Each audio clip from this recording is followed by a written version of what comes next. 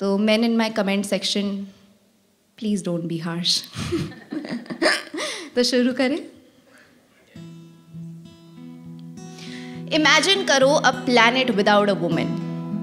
रूखी सूखी जिंदगी, मायूस सी खोखली डब्बी. जब बगीचे में फूल उगाने वाला कोई नहीं होगा, फूल उगा के उसे बालों में रखने वाला जब कोई नहीं रहेगा, भीड़ में जब सिर्फ वाइट शर्ट दिखने लगेंगे, ना कोई रंग ना कोई इतर जब पीछे छूटेगा, जब मर्दांगी से सब कुछ नष्ट हो जाएगा, तब नाजुकता में कितनी शक्ति है ये तुम्हें पता लगेगा. सच बताऊं ना, सच बताऊं तो सच यही है कि औरत के बिना ये जहां एक बंजर जमी है. इसके अंदर जान डालती तो हमारी परीन है. अब मोहब्बत की बात कर लो. जितना शायरों ने हमें कॉम्प्लिकेट करके लिखा है, उतने तो असल में हम है ही नहीं. हम तो इश्क के मोहताज है, और हर औरत प्यार के लिए कुर्बानी दे ही देती है. फिर तो वो यार हो या खानदान, उसे अंत तक संभाल के रखती है. किताबें लिख दी, बड़ी बड़ी फिल्में बना दी, मगर आज तक कभी किसी को समझ नहीं आता कि असल में चाहिए क्या हमको. दुनिया का स्टिल नॉट डिस्कवर्ड आंसर बन गया है. औरत को क्या चाहिए ये तो साइंटिस्ट भी नहीं बता पाया है. इसलिए इसका जवाब ना आज मैं देने जा रही हूं, तो सुनिएगा अच्छे से. अब लड़की हूं तो लड़कों का तो नहीं बोल सकती हूं, मगर हमें ना ज्यादा कुछ नहीं चाहिए होता है. अगर इश्क में हो तुम तो हमारे लिए बस इतना बहुत होता है. और इश्क बेखूबी खुद दिख जाता है. गिफ्ट से ज्यादा ना अटेंशन चाहिए हमें. भीड़ में नजरें मिला के हंस देना, तुम रोड क्रॉस करने से पहले मेरा हाथ थाम लेना. वैसा ख्याल जैसा बाबा ने किया ना, बस वैसा रख लेना. तुम इज्जत के साथ मुझे खुद का मान लेना. थोड़े इमोशनल है और थोड़े सेंसिटिव भी, इसलिए पहचान लेना हमें तुम उन सारे बड़े वादे करने से पहले ही. हम टूट जाते हैं जल्दी से. ये गर्ल्स हार्मोन्स ना होते बड़े नाजुक है. अब इसे तुम इरिटेटिंग मत मान लेना. तुम हमसे बस परेशान मत हो जाना, क्योंकि हर लड़की किसी के लिए एक जरूरत बनना चाहती है.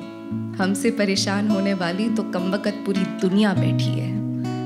हमसे परेशान होने वाली तो कमबख्त पूरी दुनिया बैठी है. तालियां बजा सकते हैं और ऐसा खुल के.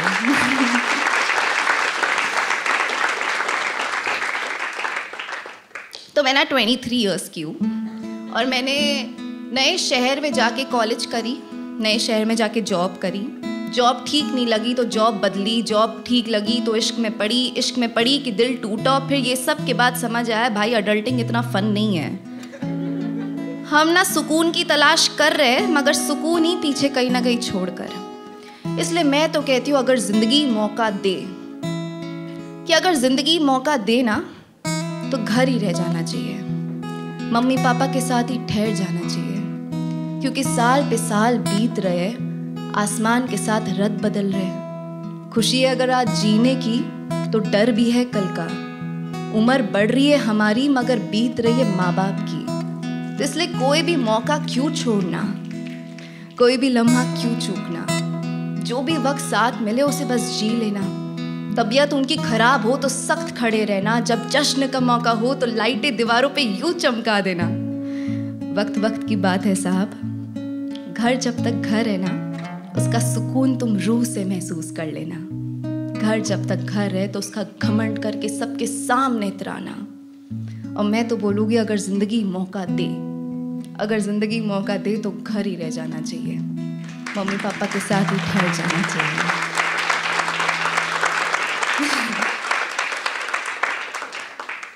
मेरे ख्याल से घर छूटने के बाद ना बहुत कुछ छूट जाता है. छत चली जाती है, अपने नाम की दीवारें पीछे रह जाती है, और कहीं ना कहीं ये दिल और दिमाग हमेशा फोमो में रहता है. घर क्या हो रहा होगा, घर गई तो यहाँ सब कैसे होगा में जिंदगी बीत जाती है. दिल और दिमाग इतना वीक होता है कि वो ह्यूमन कनेक्शन को पाने के लिए ना कुछ भी कर सकता है. मैंने नए शहर में जाके डेटिंग ऐप ज्वाइन कर लिया, सारे किस्म के dating app. Can you imagine मी. मन तो टाइम पास करने का था, मगर तुम्हारी शायर दोस्त को उधर भी इश्क हो गया. कैसे हो सकता है बिना मिले सिर्फ बात करे किसी से भी प्यार. आंसर में आया हो जाता है भाई साहब. जब अकेलापन कुछ ज़्यादा ही काटता है। और वो जो वक्त था ना मेरे लिए, वो थोड़ा अच्छा भी नहीं था। I was introduce to mental health problems.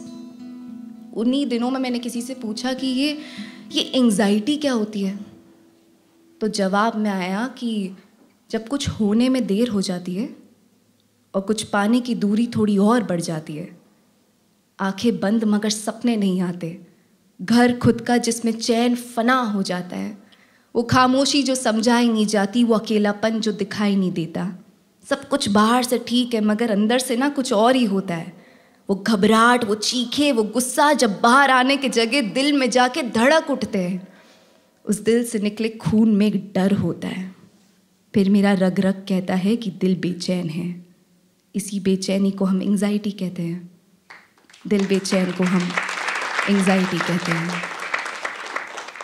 ये सब सुना, समझा, सोचा, तब पता लग गया कि यही हो रहा था मेरे साथ। मगर बताती भी तो मैं किसको बताती? वो डेटिंग ऐप वाले लड़के को बताने की कोशिश करी, 2 हफ्तों में ही भाई साहब उसने तो घोस्ट कर दिया। बोलता है you have past traumas, I can't handle it. उस दिन सन करके सब कुछ ऐसा खत्म हुआ, तब जाके समझ आया कि पराये शहर को पराया क्यों बोलते हैं, क्योंकि यहाँ की मिट्टी भी पराई होती है। Breakup and anxiety they don't go that well, मगर किताब और कलम ने ना मदद कर दी। लिखा मैंने उसके लिए कि छोड़ने के बहाने तो खूब थे, सुनिएगा अच्छे से, कि छोड़ने के बहाने तो खूब थे, रुकने का कोई एक बहाना ही ढूंढ लेते, मेरी खैरियत मेरी तबीयत कभी किसी से पूछ लेते, बुलाने की तरकीबें पता तुम्हें भी और मुझे भी। बचपना तो उम्र में था मगर मोहब्बत की उम्र ही जरा देख लेते, निगाहों में बैठी मेरी चुप्पी समझ लेते, तुम्हारे झूठों को कभी पकड़ा नहीं मेरी ईमानदारी ही देख लेते। गिनाने बैठूंगी तो अब उम्र बीत जाएगी, लौटे हुए पंछी को अब मैं फिर कहाँ पाल पाऊंगी। मैं नहीं मिली तो मुझे किसमें ढूंढोगे, जाते वक्त खुद गर्ज खुद के बारे में ही सोच लेते, जाते वक्त खुद गर्ज खुद के बारे में ही सोच लेते। मजा आ रहा है ना? पता है मैं जब जब किसी लड़के के पीछे भागती हूँ ना, मुझे बहुत वक्त बाद समझ आता है कि मैं क्यों भाग रही हूँ। ऐसा वो मुझे क्या ही दे देगा जो मैं खुद को नहीं दे सकती, वो ऐसा क्या ही मुझे दे रहा है जो मैं खुद को नहीं ला सकती। उस वक्त से आज तक मैंने खुद से ये वादा करा है कि अब किसी और से होने से पहले मुझे खुद को खुद के काबिल बनना है, किसी और के घर जाने के पहले मुझे खुद का घर लेना है, खुद के दिल में लाने से पहले अब खुद का दिल अच्छे से जोड़ना है, और अब ये ना कंफर्म करना है कि खुद के पैरों पे खड़े होने से पहले किसी को अपने पंख नहीं तोड़ने देना है। और अब ना मैं सपने भी जब देखती हूँ तब अक्सर कहती हूँ कि एक दिन ना मेरा घर होगा, कि एक दिन ना मेरा घर होगा। ख्वाब ये है कि ना पापा का ना किसी और शख्स का, एक दिन बस मेरा अपना घर होगा, जहाँ के नियम मैं खुद लिखूंगी, हर कोने में कितना इत्र डालना है उसका हिसाब फिर मैं रखूंगी। मेरा बिस्तर, उस पे एक कंबल, पर्दे जो मोटे हो मगर हल्की सी रोशनी आए उतने हल्के हो, रोशनी उतनी जो आंखों को भाती हो, और सुकून की नींद मुझे फिर वहां आती हो। घर ना मेरा शांत होगा, ऐसा बनाऊंगी मैं अपना जहां लौटने को मेरा दिल चाहेगा, जहां लौटने को मेरा दिल चाहेगा।